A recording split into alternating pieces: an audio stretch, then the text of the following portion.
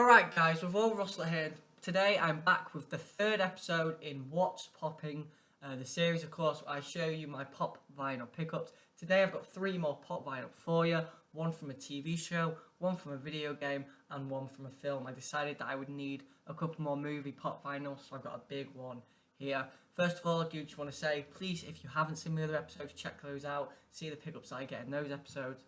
But I will just run you through my collection quickly, as I always do at the beginning of my series. These three pop vinyl here take my grand total up to 11. So if I run you through who I've already shown you, there's the Big Daddy from Bioshock, there's Leon S. Kennedy from Resident Evil, there's Jarl from Mass Effect Andromeda, there's Cirilla Fien Ellen Rhiannon from The Witcher 3 Wild Hunt, got it. There's Hulk Hogan from the WWE, there's V from V for Vendetta, there is Daenerys Targaryen from, of course, Game of Thrones, and David Tennant's 10th Doctor from Doctor Who.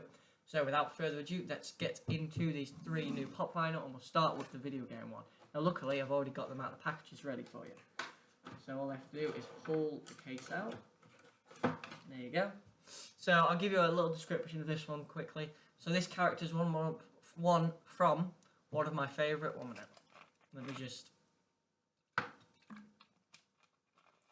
This character is from one of my favourite video game series of all time. He's a very quirky character, a very witty character. He's voiced by Nolan North, which is a big clue. He's an adventurer, he's a treasure hunter, and he has appeared in 5 installments of his game franchise.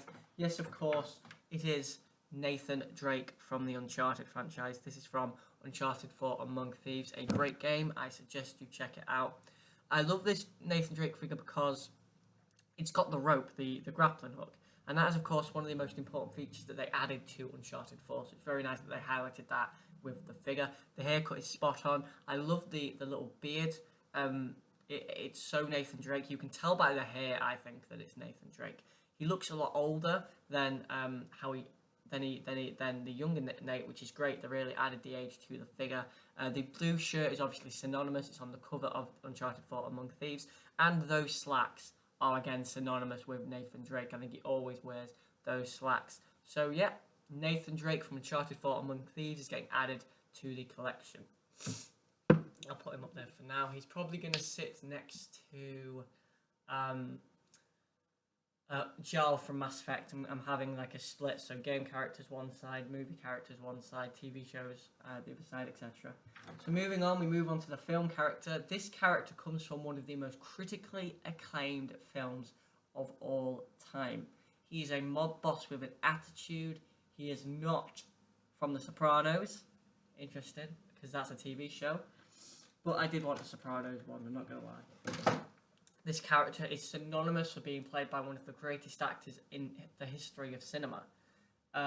He's synonymous for having a scene where he had a cat, basically.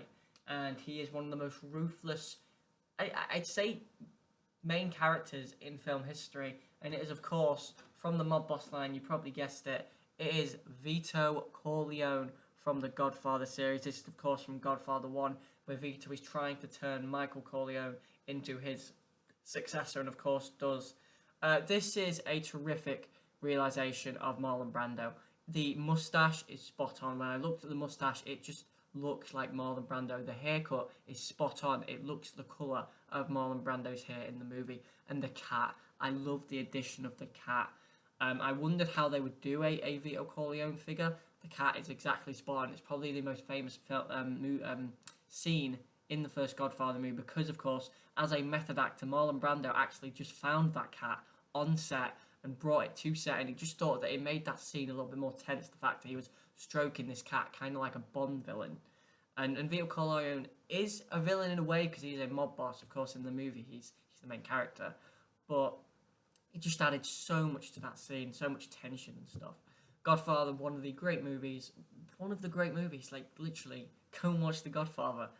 I was thinking of getting Michael Corleone, but I finished out getting the man that is Marlon Brando, and one of my favourite actors of all time. Marlon Brando, honestly, one of the greatest actors to ever hit theatre.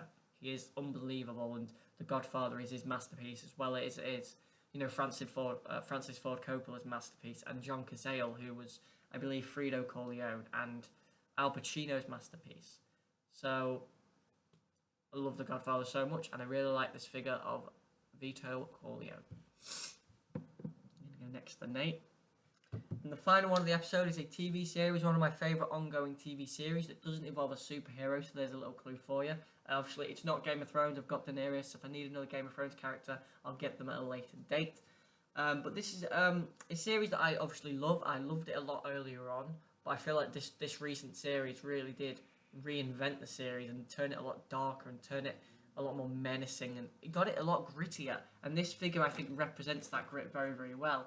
And you're going to guess what it is. This is the main character from that series, and if you've got it already, it is, of course, Rick Grimes from The Walking Dead. Now, this is Rick from season 5 or 6, and you can tell that, one, because of the hair and the beard. The hair is basically a mullet, which is what Rick has currently in the series, and it just shows how gritty and how the series has become.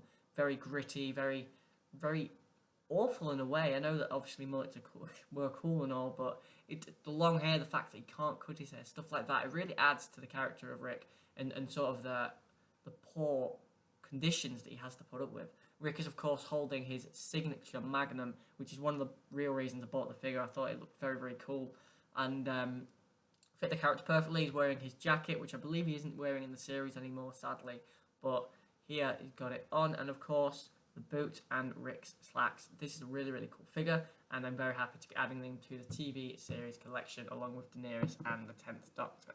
So those are the pop vinyl pickups for today. Thank you guys for watching What's Popping episode 3. Tell me your thoughts. What do you think to the figures I picked up today? As always, what figures do you think I should pick up? What do you think of my collection so far? And I guess that's it, guys. Thanks for watching. This has been Revolver Rosselot.